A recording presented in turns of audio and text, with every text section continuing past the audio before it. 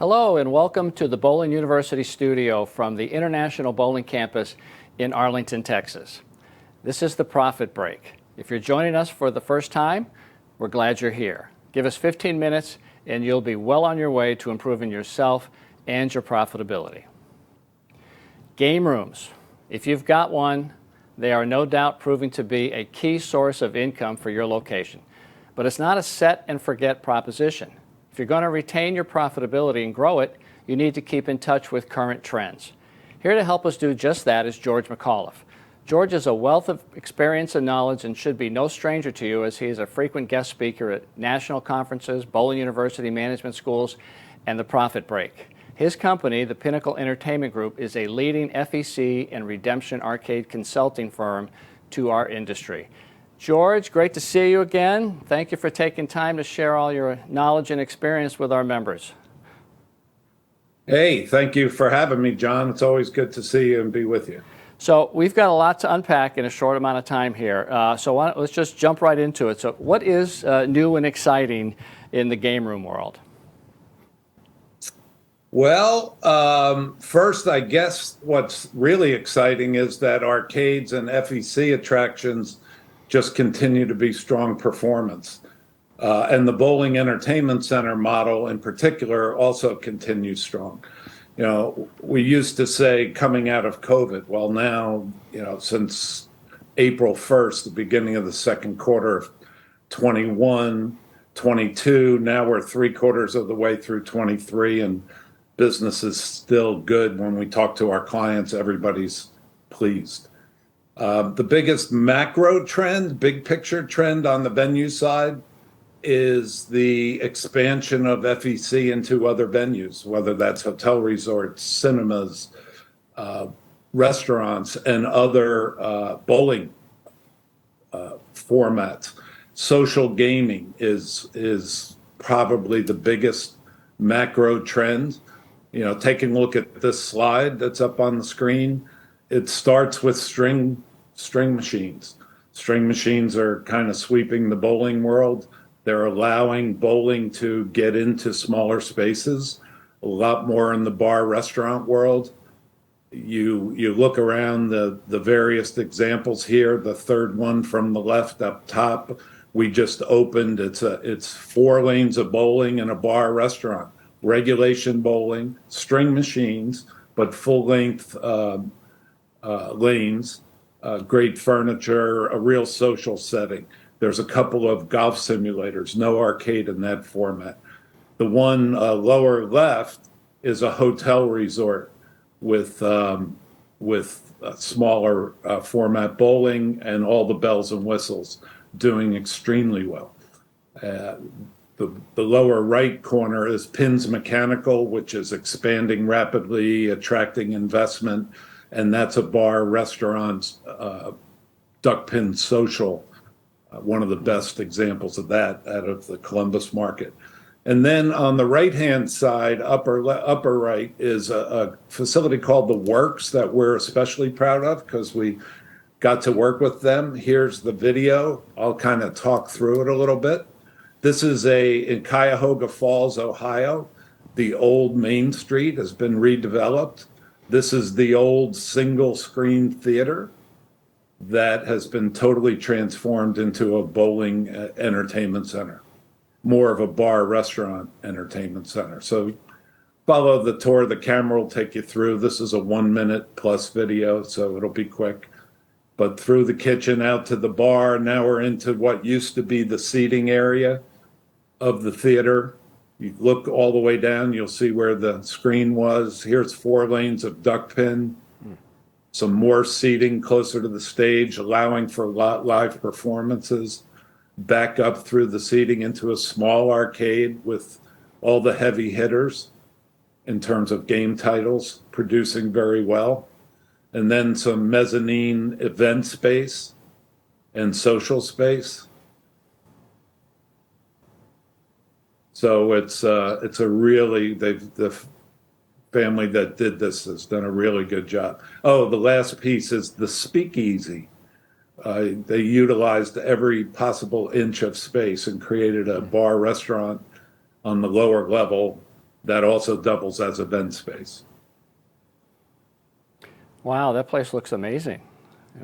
You mentioned COVID, and COVID had the impact of accelerating trends instead of starting new ones. When it comes to this with the social gaming, what's driving that trend? Does COVID have anything to do with it, or is it just a natural progression of the industry?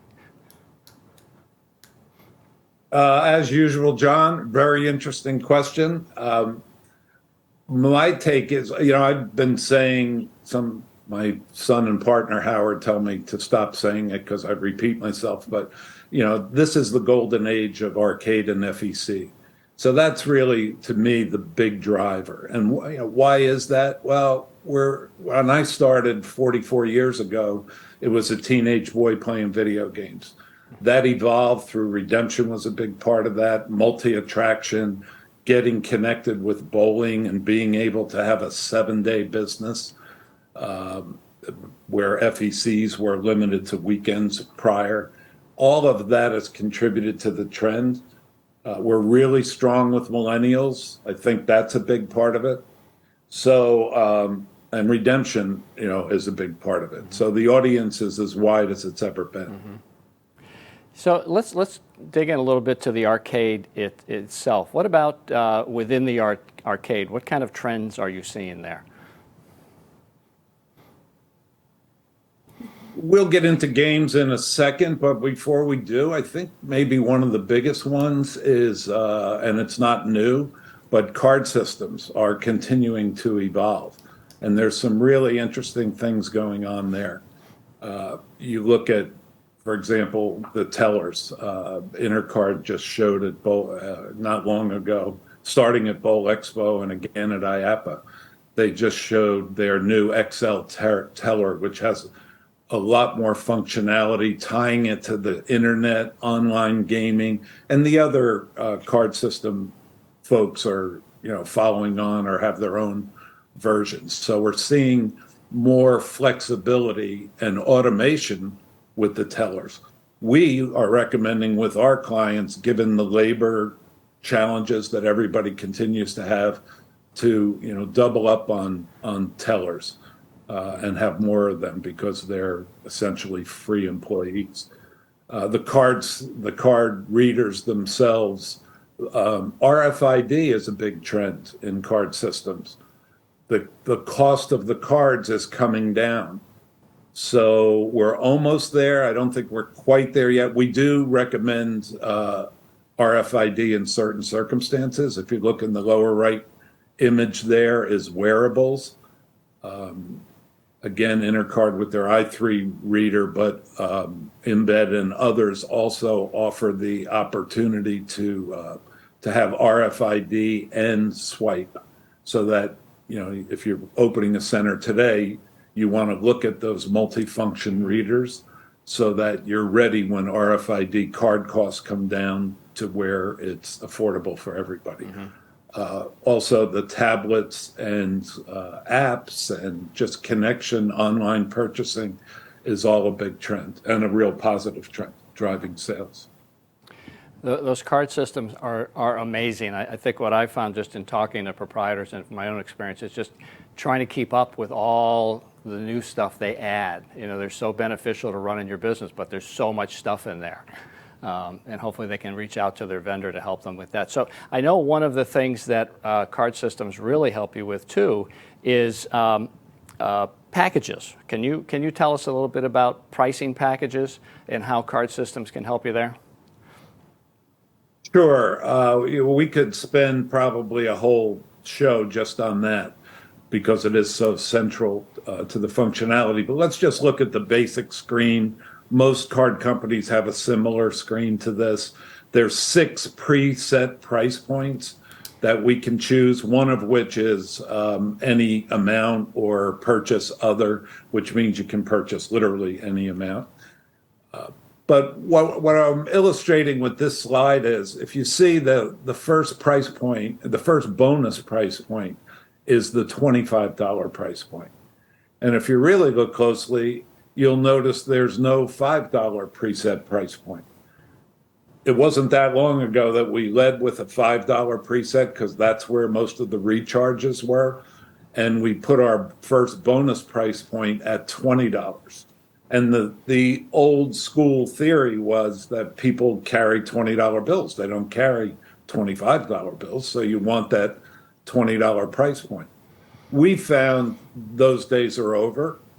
The $25 price, first, the reason is credit cards. 75 to 80% and rising percent of sales is on credit cards. So that $20 bill argument isn't important anymore. So we've migrated most of our clients to $25. Customers don't even hardly notice. It's not really a price increase because they can still do a $20 purchase through Purchase Other. So that's been very successful. Everybody's got cost pressures with inflation and so forth. If you haven't done something like this to address the price side, you might want to consider that. That is such a great slide and a great point. I think, you know what, that's a money slide. If they don't take anything else away from this 10 or 15 minutes, bringing those price points up, and you're right, customers don't balk. And they're getting a great deal. And you're right, it's all about credit cards and debit cards. Nobody carries cash anymore. So that's a really good point. Thank you for bringing that up. You touched on redemption a little bit. Can maybe you get into that in the short time we have and just tell us a little bit about redemption and what are some of the trends in that area? Yeah, I think nothing wildly new and exciting, although a lot of innovation around the edges. Better understanding of the redemption business as the years go by and operators become more familiar with it. Suppliers are great. The redemption store, in my mind, has been the biggest improvement to the redemption business. It continues to be on trend, meaning even smaller locations, we're doing rooms in places we never thought of doing them before because they're lower volume, less games, etc. But here's the key. The redemption store makes the checkout experience so much better than a counter that it can be worth it. You know, hey, we do a 20-piece room that does $200,000. We're going to do a counter. We have solutions for that. But as we move up even slightly, we like to see the rooms. They're really driving the business. And redemption continues to be 65 to 70% of the business, with cranes and other merchandise games another 15%. So it pays to invest in this piece. Such a great, I mean, it's a great experience either way, but the store, I think, really elevates it into another level with the store. So we've got time for one more thing, and something we haven't touched on yet, which is pretty critical. We haven't talked about games. So what's happening out there in the world of games? You know, it's kind of funny the way you put that, you know, right? I mean, it's what's trending in arcades, and we are just now getting to games. And I think that's because stability is kind of the trend, and we have redemption to thank for that. In the old days, we turned over, you know, ancient history, it's video games. Back in those days, we had, you know, 80% of the mix was video, 20% was pinball, believe it or not. And you had to turn over your game inventory every 3 years to stay current. Redemption allows us to extend the length of game popular life. So that's all good. That continues. So let's take a look at redemption performance. This is an actual survey of 37 bowling centers. It comes from third quarter 2023. You know, you see the rank. Out of 37 centers, 43 of them had one of the top three pushers. People call them cascade machines, pusher machines, but Marvel Avengers by Ann DeMiro, Willy Wonka by Elot, or Angry Birds by LAI. Those are really strong. The next tier of pusher, another 21 appeared in these 37 stores. So added up, you have 64. Most people have at least two of these titles. and that's SpongeBob, Pearl Fishery, and DC Comics, both of which all three of which, particularly SpongeBob and DC Comics, have been out for a while. They're the oldest of the pushers still out there. And then not as many people have the 6-player pushers, but there's a couple out of these 37 BECs. Big Bass Wheel, I call it the Babe Ruth of redemption games. I mean, it's just keeps going and going. You can see, highly ranked, highly covered. Whack and Win by Ice. What a great game. It's a sleeper. Nobody's walking around the trade show floor talking about Ice, but it's in its, I don't know, 6th year, 7th year, and it's still a top 5 piece. Great piece. Whack and Win, that is. Ticket Time Crane, the ticket cranes, extremely strong. Tower of Tickets, extremely strong. Connect 4 Hoops, great social, active, high play value game. Down the Clown, same thing. So, all of that is the latest. There were some great games at IAPA. Just to wrap up, John, I don't want to tell you we need to wrap up. You're the boss here, but I have a feeling you probably want to. But I will say that I don't, everybody asks at IAPA when we see them in the aisles, what do you like? What do you like? And I hate to be, put a downer on it, but I don't even care what I like at IAPA.